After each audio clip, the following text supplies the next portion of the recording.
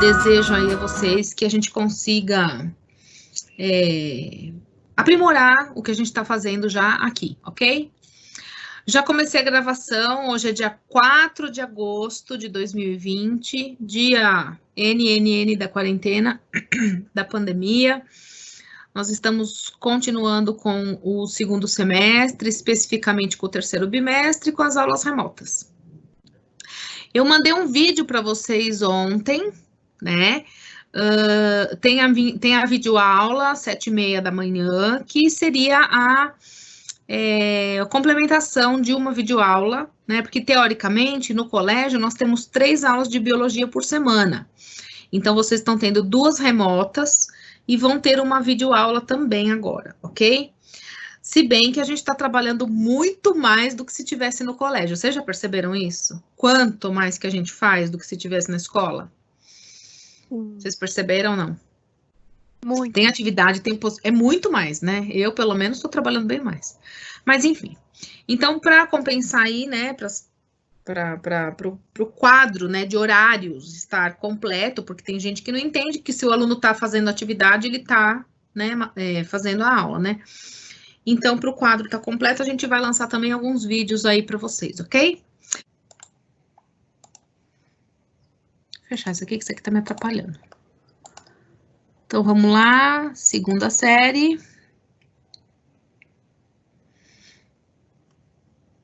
A gente falou rapidamente, né, ontem, sobre... Agora eu tô com a apostila de vocês, ok? Peguem as apostilas, por favor. A gente falou rapidamente ontem sobre como que se faz, né, o nome dos organismos e quem originou de quem. Então, a gente falou sobre sistemática, a gente falou sobre classificação dos animais, que tem que ter o nome do animal, ele é gênero e espécie, tá? Mostrei os slides do positivo on, tá? Aqueles slides que eu estava, era do positivo on, ele é feito com base na apostila de vocês. Então, o conceito de espécie, né, que a espécie, a gente só considera que é da mesma espécie quando há descendentes férteis. Mostrei lá o burrinho, né, mostrei lá a égua com o jumento que dá um burro, as regras de nomenclatura, que a gente tem que ter o nome gênero sempre em maiúsculo e o nome de espécie sempre em minúsculo, e que sempre que eu falo de um organismo ser vivo, sempre que eu falar de um ser vivo, inclusive quando eu falar de um vírus também, esses nomes têm que estar em itálico ou sublinhado se for escrito à mão. Lembram disto? Hello, respondam rapidamente, por favor. Eu estou muito rápida? Não, Pro. Não. Tá. E aí, nós falamos lá sobre reino, filo, classe, ordem, família, gênero e espécie, e a gente não usa muito domínio, porque domínio o que é? Eucarionte e procarionte. É procarionte? É bactéria? Então, sai fora. Só sobra todo o resto de todo o domínio. Por esse motivo, a gente não usa muito a palavra domínio quando a gente vai classificar. A gente já começa direto com o reino. Mas antes do reino existe o domínio, a gente não pode ignorar isso, tá? Só que é muito em desuso. A gente quase não usa eucariontes para depois falar, porque grande maioria é eucarionte, tá? Aí mostramos essa tabela aqui lá, que ela foi sendo completada, né? E eu mostrei que a diferença aqui desse mamífero, que é o ser humano, para o tamanduá-bandeira, ele ocorreu aqui na ordem, né? Porque nós somos da ordem dos primatas, eles são da ordem pilosa, por causa do pelo, e assim sucessivamente. Daí para baixo teve aquela separação na árvore genealógica, né? E aí a gente mostrou aqui a diferença de um grupo monofilético para um grupo parafilético, ok? Aqui a gente tem bem essa diferença, né? Onde um ancestral origina 2 grupos, aqui um ancestral origina 3 diferentes, e aqui um ancestral separou em 2, e esse 2 foi separar por mais 2, ok? Bom, esse aqui era para a gente saber qual era, né? A gente fez em sala de aula, isso aqui ainda a gente estava tendo aula presencial, a gente fez para saber quem era a linhagem ancestral e como essa linhagem ancestral pode mudar, como essas mutações vão acontecendo, isso vai mudando lá para frente. Então, assim, aqui eu tinha o sapinho, que tem os 2 olhos, né? Eu tinha aqui uma linha no dorso azul, enfim. Quando chega aqui, você vê que o sapinho não tem as manchas, a linha já mudou, enfim. Mas não deixa de ser um sapo, né? Então, essas mutações que ocorrem, né, de um a outro e vai indo ao longo do tempo, são mutações muitas vezes necessárias, isso é muito importante ficar claro para vocês, porque são mutações necessárias para conseguir sobreviver. E isso é uma forma de evolução, tá? Se ele não mutasse, provavelmente ele teria morrido. Todas as que não mutaram morreram, tá? Isso também nos traz ao que está acontecendo agora, né? Aos vírus, a ter que tomar vacina todo ano, por exemplo, para H1N1. Quem toma vacina H1N1 sabe que a gente tem que tomar vacina todo ano. Ora, por que eu tenho que tomar a vacina do H1N1? Porque o vírus ele faz mutação para tentar continuar a sua espécie sobrevivendo, ok? Então, todo ano a gente tem que fazer uma nova, né, vertente dessa vacina para garantir com que não tenha alguma falha aí e nessa falha o vírus consiga se manifestar no nosso corpo. Não vamos esquecer que a vacina é o vírus que está sendo injetado no nosso corpo, vivo ou enfraquecido. Vivo, enfraquecido ou morto, tá? Ou um fragmento desse vírus, tá? Então, sempre que a gente toma vacina, a gente está colocando o vírus no corpo. Professora, você está falando, então, que quando descobrir a vacina do Covid, né, do SARS-CoV-19, você está falando para a gente, então, que quando eu descobrir essa vacina e a gente se vacinar, a gente vai estar sendo infectado? Todo mundo vai ser infectado uma vez, tá? Só que essa infecção, ela vai ser muito fraca a ponto do nosso organismo manifestar uma reação e conseguir sobreviver. Ah, que reação? Às vezes uma febrezinha, às vezes um sintominha de nariz escorrendo, coisa bem pouquinha, às vezes nem, né, porque tem as pessoas assintomáticas, nem manifesta reação. Mas todas as reações de vacina são necessárias para o nosso sistema imunológico ativar e saber quando realmente esse vírus for entrar, já ter as arminhas lá, ou escudo, seja lá como vocês quiserem interpretar, para segurar esse vírus. Tranquilo até aqui? Bom, tranquilo até aqui? Sim. Sim. Vocês precisam me falar um sim ou não de vez em quando para eu saber que vocês estão me ouvindo, né? Os seres vivos, por sua vez, são classificados em diferentes reinos. Ó, isso aqui nem falei no slide. Em diferentes reinos, né? Então, a gente tem o reino Monera, que os principais representantes são as bactérias, o protozoário, o fungo, a planta e os animais, ok? Nós vamos estudar especificamente no segundo ano apenas o reino animal. Todos esses outros reinos, então, Monera, protista, fungos e plantas, nós vamos ver todos no terceiro ano do ensino médio, ok? Esse ano a gente vai falar só de reino animal. Bom, e aí, quando nós falamos sobre isso, a gente tem que falar de reprodução, como que tudo se reproduz, né? Então, nós temos dois tipos de reprodução, a assexuada e a reprodução sexuada. A assexuada, ambos aqui são assexuadas, e a reprodução sexuada. Na reprodução assexuada, eu tenho uma multiplicação dos organismos sem troca de gametas, é literalmente genes. Eu tenho cópias e cópias e cópias e cópias, eu coloco lá em cima da xerox e ó, uma atrás da outra, eu dou faço um monte de xerox. Então, são organismos geneticamente idênticos. Já na reprodução sexuada, eu tenho através de gametas, eu tenho troca de gametas. Não necessariamente deve haver acasalamento, não. Posso jogar esses gametas na água e eles se encontrarem aleatório lá. O que importa é que vai ter mistura de cromossomos através do crossover, que a gente viu lá no primeiro ano. Então, os braços se cruzam, produzem células de meiose umas diferentes da outra, e isso vai garantir com que eu tenha uma mistura de genes e as espécies aí consigam sobreviver e haja uma variabilidade genética ao longo aí dos anos, tá? Bom, depois que tem a fecundação, a gente aí tem os tipos de fecundação, né, que é a autofecundação, no caso das plantas, a fecundação cruzada, quando um manda espermatozoide para o outro e depois os dois saem grávidos, a fecundação externa, geralmente em peixes acontece isso, né, em répteis também, e a fecundação interna, que aí sim tem cópula, tá? Às vezes precisa também de um cortejo, né? Tem todo um... Então, os mamíferos geralmente fazem isso, tá? No caso dos répteis, para o acasalamento, a gente tem o coachar do sapo, né? Ele coacha para chamar a atenção da sapa, né? No caso do pavão, ele tem lá todo aquela pompa e circunstância na cauda para chamar a atenção das fêmeas. E aí, cada espécie tem a sua forma, né? O seu gatilho para essa reprodução, tá bom? Quando a gente falou já, então, de fecundação, né, quando eu tenho a reprodução, essa fecundação ocorre, eu tenho, então, o desenvolvimento do embrião. Então, seja ele do que for, de que animal eu tô falando, tem os embriões que vão se desenvolver. Eu falei dos tipos de ovos ali, e aí, no nosso caso, a nossa clivagem, né, a multiplicação das nossas células, ela é total e igual. Então, todas as células se multiplicam igualmente, tá?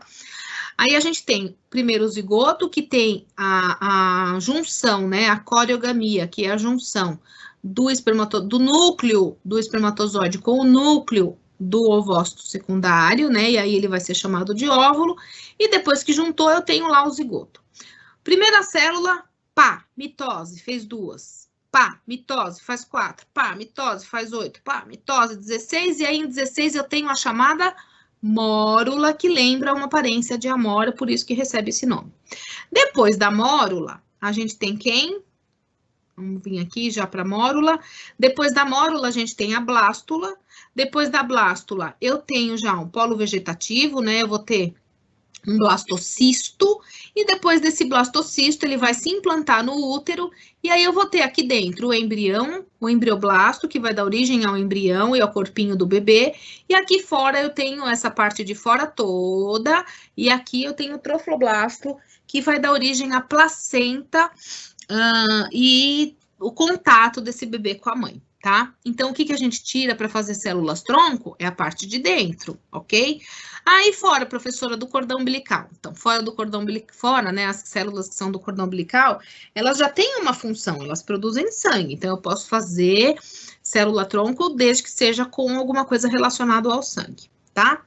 Nesse momento, né, eu tenho esse cisto é como se fosse o soco na bola, né, eu tenho uma bola, eu dou um soco nessa bola, essa parte de fora começa a ficar para dentro, e essa evaginação vai dar origem ao quê? A mesoderme, ectoderme e endoderme, que vai dar origem ao tubo neural.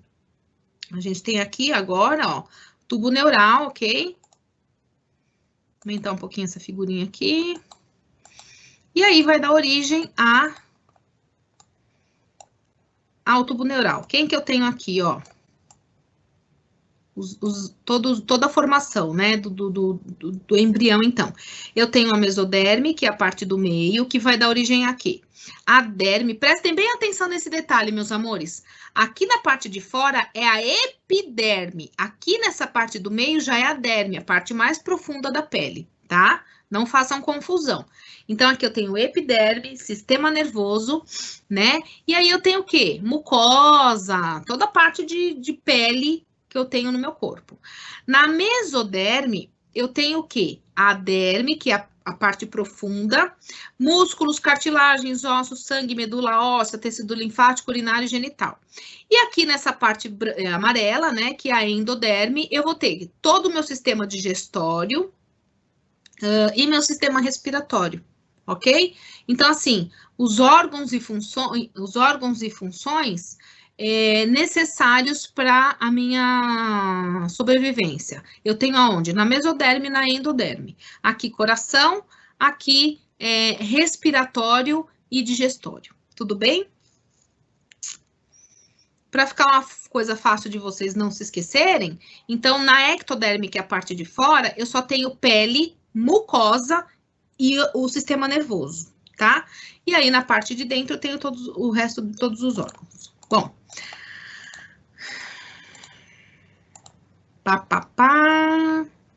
Anexos embrionários é tudo que eu preciso de anexo para o meu embrião sobreviver.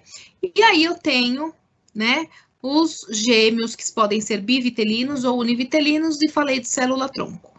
Bom, essa foi a revisão zona que eu dei lá naquele vídeo, ok? E agora, a gente já começa com os invertebrados, eu já começo a ver os animais, porque eu já sei como eles se reproduzem, tá? Então, o primeiro animal, o animal mais simples que a gente tem são os poríferos, tá? O filo porífera, ele é assim chamado porque o corpo é delimitado por... O corpo delimitado não, o corpo tem a presença de muitos poros que vão fazer com que a água e as substâncias passem por esse lugar aí, né? Então, os poríferos, eles são chamados assim porque eles têm o corpo repleto de poros, são animais filtradores, tá? Então, eles dependem da substância que passa para ele poder se alimentar. E eu tenho algumas células principais que constituem o corpo do porífero. O porífero, ele não tem sistema, ele não tem nada, ele é um ser multicelular, ou seja, ele tem várias células com várias funções, tá? Com várias funções diferenciadas. Só um minutinho.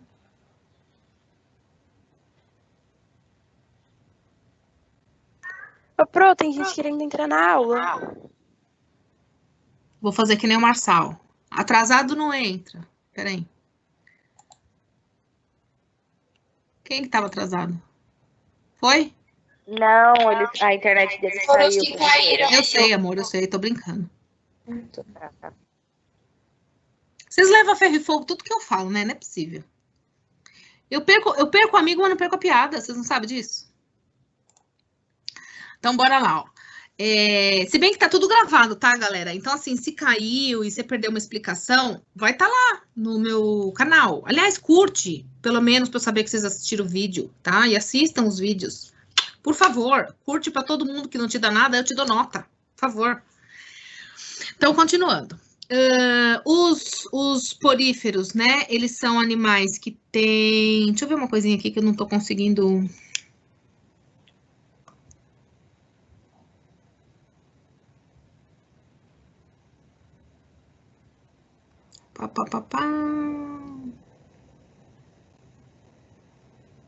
Ai, whatever. Então, vamos lá. Eu tenho que tipo de célula aqui? Os coanócitos. Os coanócitos são as principais células dos poríferos, tá? É a célula mais falada quando eu falo em porífero, porque ela tem algumas funções que são primordiais na vida deles. Se os coanócitos não funcionassem, os poríferos não iam conseguir sobreviver. Peraí que eu andei demais aqui. Exclusiva dos poríferos, células que apresentam um flagelo, então ela tem esse flagelinho que fica batendo para fazer com que a água mexa e o alimento consiga entrar lá dentro. Aí o alimento entrando lá dentro, né, fazendo com que o alimento entre lá para dentro da esponja, ele vai ser absorvido pelos amebócitos, tá?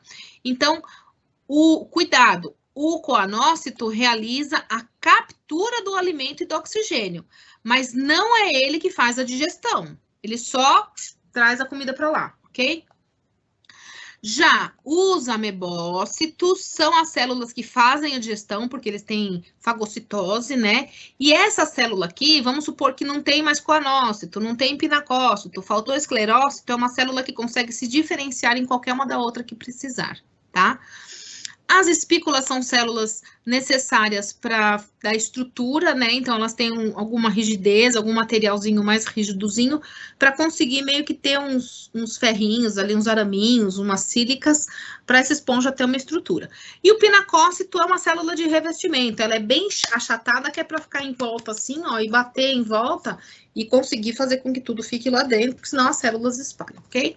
Uma coisa muito importante e bem interessante dos poríferos é que na sua reprodução assexuada dos poríferos, se eu passar o corpo de uma esponja na peneira, né, ela vai se remontar e formar vários poríferos de novo. Por que que isso acontece, né?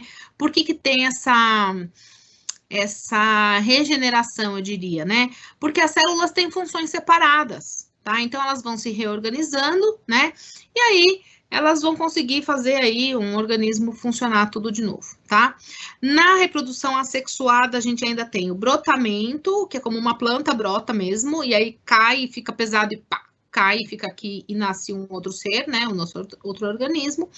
E eu também tenho a reprodução sexuada, que na reprodução sexuada eu tenho um que libera o espermatozoide, vai penetrar no óvulo do outro organismo, ou pode até ser do mesmo organismo, e aí vai liberar uma larva plânula. Essa larva plânula, que já não é mais um zigoto, já é uma larva, vai ter lá vários flagelos, papapá, cai num substrato, em algum lugar que ele acha legal sobreviver, e aí vai crescer e vai ter aí um novo organismo, tá? Professora, esse daqui, ó, ou esse daqui, depois que ele nasceu e cresceu, pode acontecer de ele criar brotos? Pode, ele vai criar brotos. Então, eu tenho as duas formas de reprodução durante a vida inteira. Tá claro isso?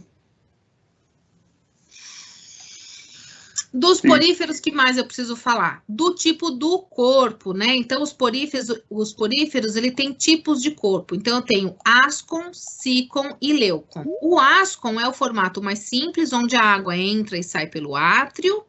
O sícon, a água entra, dá uma curvinha aqui e sai pelo átrio. E no leucon eu tenho aí, né, como que eu chamo isso aqui? Um labirinto, ok? Do formato dessas câmeras vibráteis. O que eu tinha para falar para vocês sobre as esponjas era isso. Aqui eu tenho informação, aqui como são as espículas, como que se forma realmente a estrutura de uma esponja, tá? E eu vou passar um videozinho para vocês. Só um minutinho, por favor. Aqui. Tem áudio aí? Me fala se vocês estão ouvindo, tá?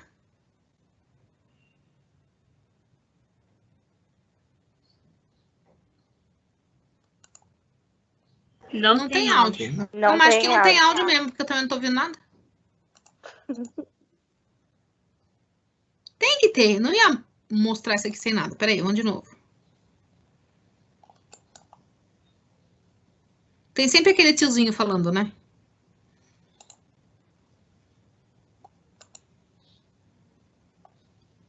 Uai.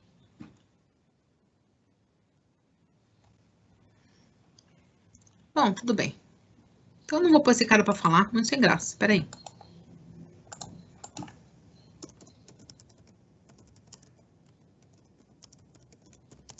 Eu quero que vocês entendam o que é o ascon, sícon e leucon, que é a coisa mais difícil da gente mostrar pra vocês de verdade, né? Porque só na teoria fica muito sem graça.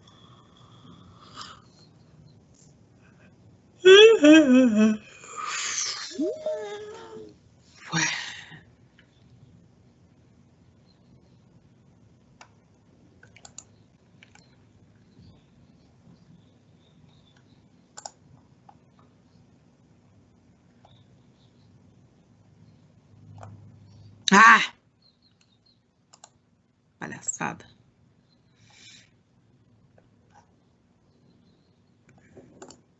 Vamos entrar no YouTube? Não é você que eu quero, só quero estar aqui.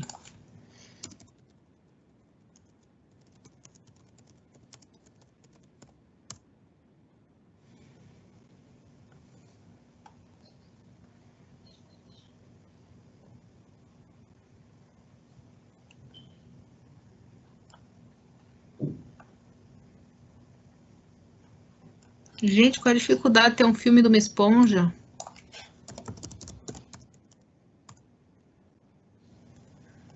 Aqui. É mais ou menos isso que eu quero. Tem áudio aí? Afin d'observer. Tem áudio?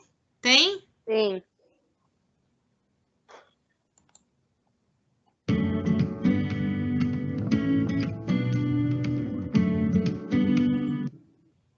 Olá, seja. Pois cada célula alimenta Não, filho. atualmente Não quero você cerca de só 10 basta mil. eu sou chata pra cacete. Sponges are very effective filter feeders since they're able to capture and eat particles as small as bacteria, as well as larger particles. They might not look like they're doing much, but a simple demonstration shows how effectively sponges can pump water. Eles vão mostrar aqui como que a esponja bombeia a água. Gente, olha o tamanho da mão do cara, olha o tamanho da esponja. Então, eu gosto de colocar esses vídeos para vocês terem noção do que é o quê. Aqui, por exemplo, ó, é um crinoide, tá? E tá vendo isso aqui que parece uma arvorezinha? Tá vendo aqui? Olha bem, que vai valer para outra aula. Esses crinoides, tá?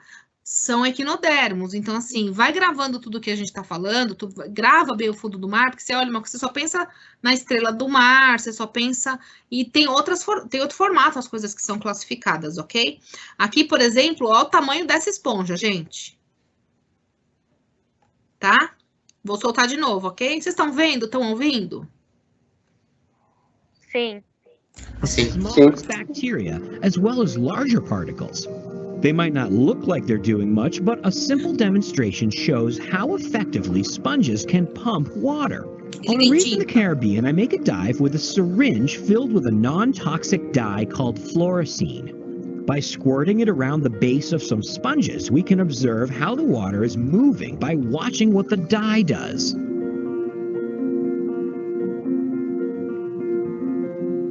Within only seconds, the dye is pumped through the sponges along with the water. As you can see, a sponge is a pretty good water pump and also a good strainer.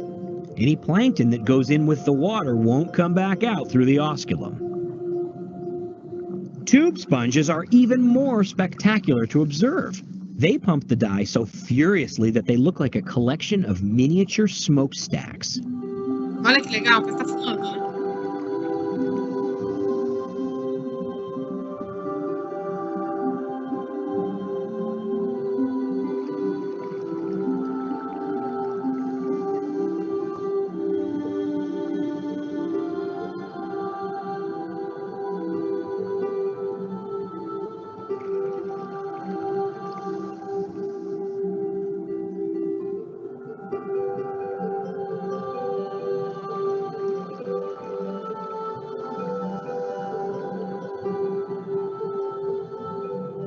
The ultimate test is a hefty barrel sponge. What will a big Essa aí monster é a like this do? mais, né? É que a água passa em diversos It takes canais, a tá? few seconds for the dye to work its way through the sponge. Wait for it. But then it pours out like smoke from a chimney. That's pretty good pumping from those tiny little collar cells.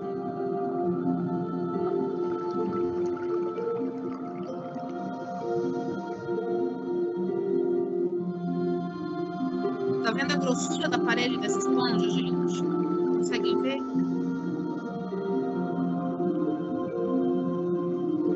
Sim.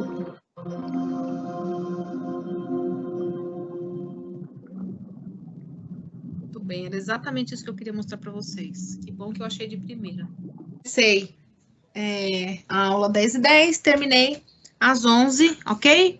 50 minutos, corretíssimo. Preciso que vocês, por favor, assistam meu próximo vídeo antes da aula, que eu vou falar agora no próximo vídeo. Vou dar uma recapitulada bem rapidinho de poríferos e vou falar sobre quinidários e vou tentar ver se eu chego em plateumintos e nemateumintos, tá bom? Desbloqueia a câmera para me mandar um beijinho, pelo menos.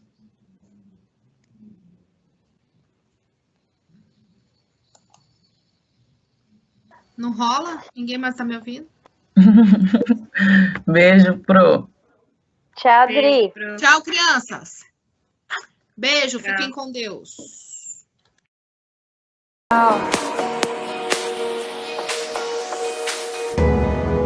All the lights will guide the way. If you get to hear me now,